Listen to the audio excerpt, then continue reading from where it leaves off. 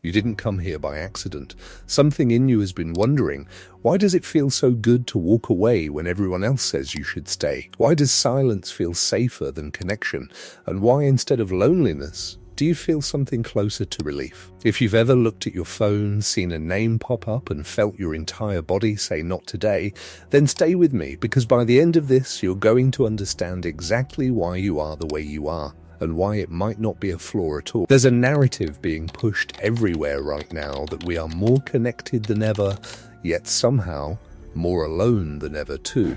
Reports say we're in the middle of a loneliness epidemic, that people are starving for connection, craving interaction, feeling isolated even in crowded rooms. 1 in 4 adults say they feel completely alone. That statistic gets repeated so often, it almost feels like a rule, like it must apply to everyone. But then there's you. You stepped back, you pulled away, you stopped answering, stopped engaging, stopped overextending.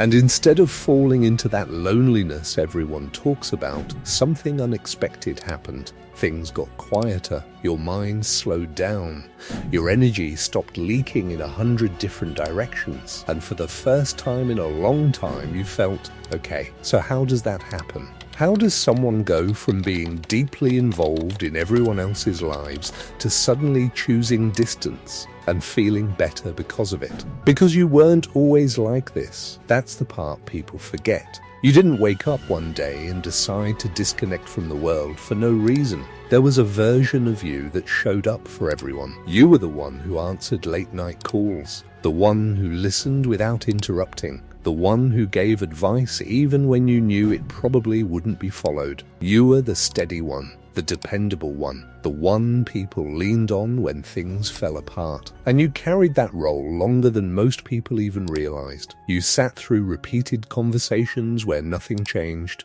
You watched people make the same decisions, walk into the same problems, and come back expecting the same support. And you gave it again and again because that's who you were. You cared, you showed up, you stayed, until one day you didn't. And what's strange is, when that moment came, when you didn't answer, didn't respond, didn't engage, the world didn't collapse. There wasn't some dramatic consequence. There was just space, quiet, a kind of stillness that felt unfamiliar at first, but not uncomfortable, almost like your system had been waiting for that moment longer than you consciously realized. That shift wasn't random. It wasn't you becoming cold or distant or detached for no reason. It was your brain doing exactly what it's built to do when something has been draining you for too long. There's a protective mechanism wired into your nervous system, one that doesn't ask for permission when it decides enough is enough. When your energy has been stretched thin, when you've been giving more than you're receiving, something internally recalibrates. It moves you out of engagement and into conservation. In simple terms, your system recognized that continuing the way you were going wasn't sustainable, so it adapted. But that raises a deeper question. Why did your system interpret closeness as something that needed to be managed so carefully in the first place? You became observant. You started reading between the lines. You noticed when something felt off before it was ever said out loud.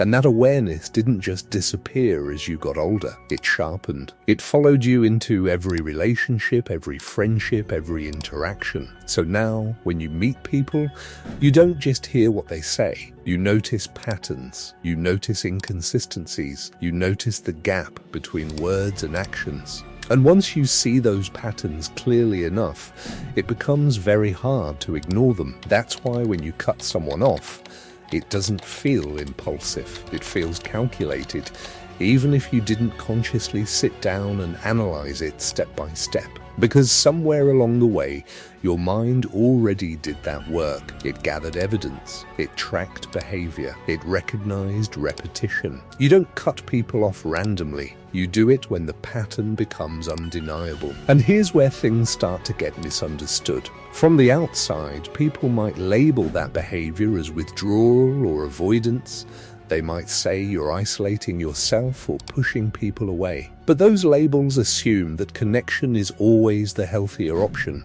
no matter the quality of that connection. And that's not true. Because there's a difference between being alone and being surrounded by the wrong people. One drains you slowly, the other protects you immediately. And your body knows the difference, even if others don't. If you walk away from someone and feel lighter, that matters. If your mind becomes quieter, if your anxiety drops, if your energy stabilizes, that's not something to dismiss. But there's also a line that can get blurry if you're not paying attention, because protecting your peace and shutting everyone out entirely can look similar on the surface, even though they come from very different places. One is selective, the other is absolute. Boundaries allow certain people in while keeping others at a distance. They're built from awareness, from understanding what you can and can't sustain. Walls, on the other hand, don't discriminate. They block everything. Good, bad, neutral, because they're built from fear of what might happen if you let anything through. So the real question isn't whether stepping back was the right choice. It's whether you're still leaving room for the kind of connection that actually adds something to your life. And the truth is, most people who reach the point of cutting others off aren't doing it because they don't value connection. They're doing it because they value it so much that they can't keep participating in versions of it that feel empty, one-sided, or exhausting. You don't want more people, you want the right ones. That's why your circle might be smaller now, that's why your phone might be quieter. But the interactions you do have, the ones that remain, feel different. They feel intentional. They feel balanced. They don't leave you drained. And even when you're alone, it doesn't feel like something is missing. It feels like something has been restored. That's where the distinction between loneliness and solitude becomes important. Loneliness is the absence of something you wish you had. Solitude is the presence of something you chose. When you're sitting in your own space, not checking your phone every few minutes, not waiting for validation or distraction, just existing without pressure, that's not emptiness. That's clarity. That's your mind finally having the space to process without interruption. People who haven't experienced that kind of shift might not understand it. They might assume you're avoiding something, escaping something, or closing yourself off from life. But what they don't see is that you're not moving away from connection. You're moving toward a version of it that actually feels right. And that takes a level of awareness that most people never develop, because it's easier to stay in familiar patterns than it is to break them. Even when those patterns aren't healthy, you chose differently. You paid attention to how things made you feel. You noticed the imbalance. And instead of convincing yourself to tolerate it, you stepped back. That doesn't make you cold. It doesn't make you unkind. It doesn't make you incapable of maintaining relationships. It means you reached a point where your internal sense of peace became more important than external expectations. And that's not something to downplay. Because building a life that feels calm, stable, and aligned with who you are requires decisions that not everyone will agree with. It requires letting go of connections that once felt normal but no longer feel sustainable.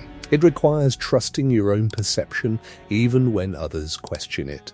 And most importantly, it requires understanding that having fewer people around you doesn't automatically mean you're missing out. Sometimes it means you've filtered out what was never meant to stay. There's long-term research that looks at what actually makes people feel fulfilled over time, and the conclusion isn't complicated. It's not about the number of relationships you maintain, it's about the quality of the ones you keep.